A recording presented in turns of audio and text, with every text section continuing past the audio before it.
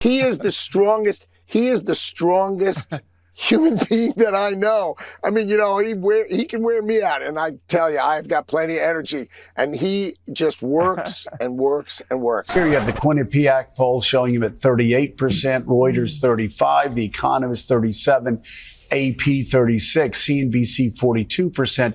That's his economic approval rating. But wait, Fox News said because hamburger helper sales were going up, the economy was booming. Got breaking news this morning, massive job cuts at Amazon. Overnight, the company announcing it'll eliminate approximately 14,000 roles. This is the largest corporate layoff of the year, one of the largest in Amazon's history. NBC senior business correspondent Christine Romans joins us now. Christine, this may be preview of coming attractions.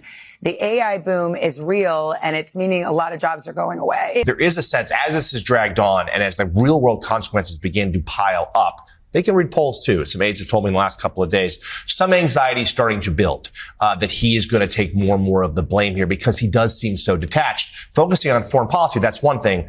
White House ballroom is entirely another. And there's a sense these are bad storylines for him. Trump inherited Biden's economy that was growing and getting stronger from COVID and all the effects of COVID.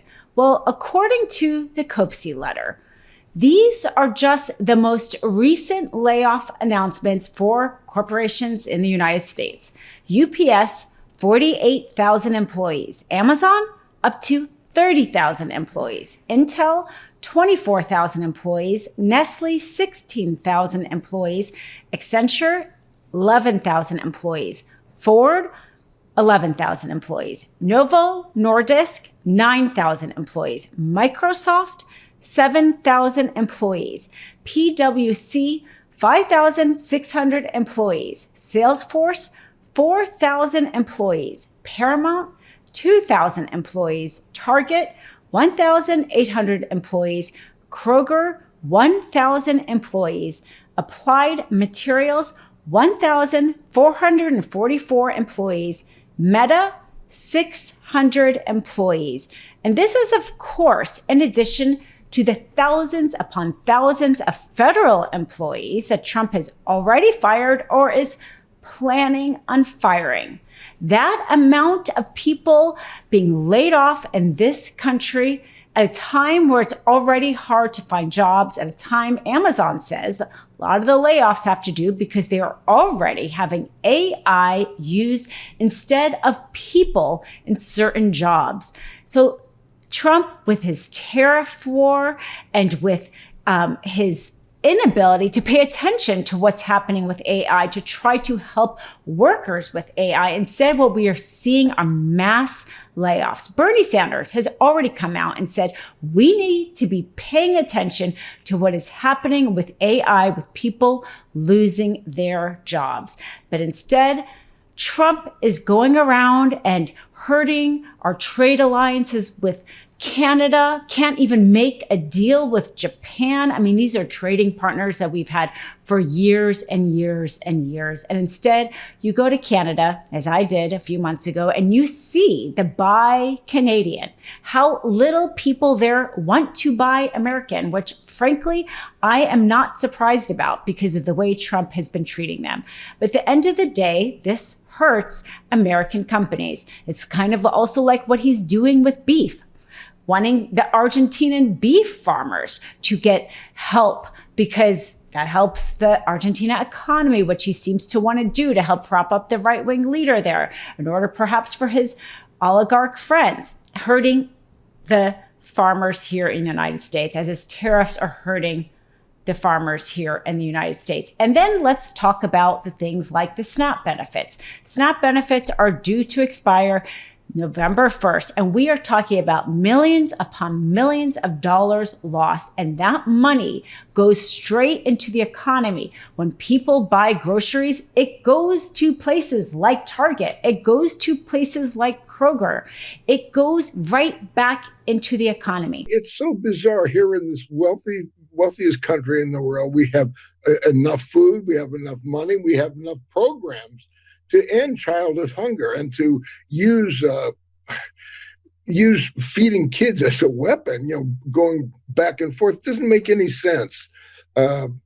you know, Billy and I have been traveling all over the country talking to governors and mayors in the states themselves, and Republicans, Democrats, Independents, they all agree that, you know, we should feed our kids. There's no reason not to do that. And to have the feds getting in the way of this thing is, talk about bizarre. It certainly is. These families are making these decisions right now. And when they see that the Capitol is absent, when the president hasn't been in the Oval Office for a week, the question is, well, what is happening here to solve this? And that is what I hope the American people see, this abdication of leadership, especially by Speaker Johnson. I mean, no one has worked harder to stand in the way of American people getting relief when it comes to healthcare than Speaker Johnson. Shame on him for putting his own job and his own job security ahead of the needs of 40 million people when it comes to SNAP, in the face of 20-some million people when it comes to healthcare. Shame on him. And obviously he would dispute that. He says that they've done their jobs. It's time for the Senate to do theirs. Obviously, we'll see how this plays out. He says that as they've been out for 40 days. So I think the American people see what that stands for. You know what is doing just fine? The stock market. The stock market, the S&P is reaching new heights. So just like that big, awful bill that was passed, which created the largest disparity in wealth in modern history, we are seeing that play out in real time, where working Americans are getting laid off or losing their SNAP benefits, while the stock market is soaring. Fact is, though, the people who are making a lot of money from the stock markets, they don't go and put that back into the American economy. They often let it sit there and grow. So it doesn't help the American economy as much as those same SNAP benefits. This is why the Reagan economics, stopping the trickle down, his theory that trickle down economics was going to help, backfired so spectacularly, because middle-class people put the money, or working-class people put money back into the economy, but the ultra-rich just don't, because frankly, there's not enough to buy. In the near term, risks to inflation are tilted to the upside and risks to employment to the downside. A challenging situation. There is no risk-free path for policy as we navigate this tension between our employment and inflation goals.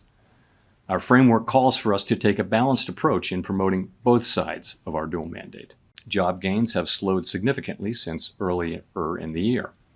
A good part of the slowing likely reflects a decline in the growth of the labor force due to lower immigration and labor force participation, though labor demand has clearly softened as well. Although official employment data for September are delayed, available evidence suggests that both layoffs and hiring remain low, and that both households' perceptions of job availability and firms' perceptions of hiring difficulty continue to decline. In this less dynamic and somewhat softer labor market, the downside risks to employment appear to have risen in recent months. We're going to go back to the way it used to be. When we announce good news, the stock markets are going to go up, and that's the way it should be. And we're going to really ride that very hard. And when we announce good news, we're not going to have a Fed that's going to raise interest rates because they're worried about inflation in 3 years from now or something. When we announce good news, we want the stock market to go up, not to go down. Love this video? Support independent media and unlock exclusive content, ad-free videos, and custom emojis by becoming a paid member of our YouTube channel today. You can also gift memberships to others. Let's keep growing together.